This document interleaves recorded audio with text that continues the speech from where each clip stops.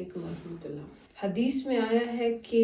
حاسد کبھی بھی خوش نہیں ہوتا۔ حاسد وہ انسان ہوتا ہے جو دوسروں کی نعمتوں اور خوشیوں سے جلتا ہو، جس کو کسی کی کامیابی برداشت نہ ہوتی ہو، اس کو کہتے ہیں حاسد۔ اب حسد کرنے والا انسان کبھی بھی خوش نہیں ہوتا، اس کا مطلب یہ ہے کہ حسد کرنے والا آئے دن روز کسی نہ کسی کی کوئی نہ کوئی تو کامیابی دیکھے گا، اور جب وہ کسی نہ کسی کی کامیابی کو دیکھے گا تو وہ اس کو اپسیٹ کرے گی وہ چیز۔ وہ خوش کبھی بھی نہیں ہوتا، وہ ہمیشہ اسی سوچ میں ہوتا ہے فلاں کے پاس یہ ہے، فلاں کے پاس یہ ہے، فلاں کے پاس یہ ہے۔ اور اس تکلیف میں یہ اتنی بری بیماری ہے اور اتنی گندی بیماری ہے کہ اس تکلیف میں وہ انسان عمر بھر نہ تو اپنا کوئی بھلا کر پاتا ہے، نہ کسی دوسرے کا کوئی بھلا کر پاتا ہے۔ تو پھر اس سے بڑی بدبختی اور کیا ہے کہ انسان عمر بھر نہ اپنے کسی کام آئے اور نہ کسی دوسرے کے کسی کام آئے۔ دوسری جگہ پہ اس چیز کو نبی علیہ السلام نے دوبارہ ایک حدیث میں جو یہ بات ڈیفائن کی کہ یہ پوری دنیا مل کر تمہیں کوئی فائدہ پہنچانا چاہے نہیں پہنچا سکتے مگر جو کچھ تمہارے لیے اللہ نے لکھ دیا،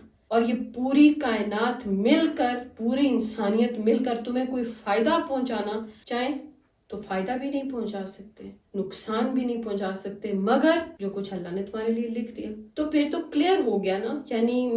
میری جو نعمتیں ہیں یا میرے حصے میں جو کچھ اللہ نے لے کے آنا ہے وہ تو مجھے مل کے رہے گا۔ کوئی کسی کی اتنی اوقات ہی نہیں ہے، کسی کی اتنی جرت ہی نہیں ہے کہ کوئی اللہ جو مجھے دے اس کو روک سکے، اور نہ ہی میری اتنی اوقات ہے کہ میں کسی کی نعمت کو دیکھ کر یہ سوچوں کہ یہ اللہ نے اس کو کیوں دی ہے۔ تو انسان اپنے آپ کو اطمینان یہ سوچ کر دے کہ میرے لیے جو کچھ ہے وہ طے ہے، وہ کچھ بھی ہو، وہ کسی کی اولاد ہو، وہ کسی کی گھر کی خوشیاں ہو، کسی کی دولت ہو، کسی کا، لوگ ایک دوسرے کی نعمتوں سے جلتے ہیں۔ کسی کے پاس اولاد ہے کیوں ہے، کسی کے پاس بینک بیلنس ہے کیوں ہے، کوئی خوبصورت ہے تو کیوں ہے۔ نعمتوں سے جلنے کا کوئی تک نہیں بنتی۔ ہاں، آپ کسی کی کوئی نعمت دیکھیں اور آپ کو اچھی لگے تو وہاں پر یہ دعا مانگتے ہیں کہ یا اللہ اس کی اس نعمت میں برکت ڈال اور مجھے بھی تو عطا کر۔ بس اس کا مطلب یہ ہو گیا کہ آپ اپنے لیے تو ڈیمانڈ کر رہے ہیں جو کہ انسان کا حق ہے،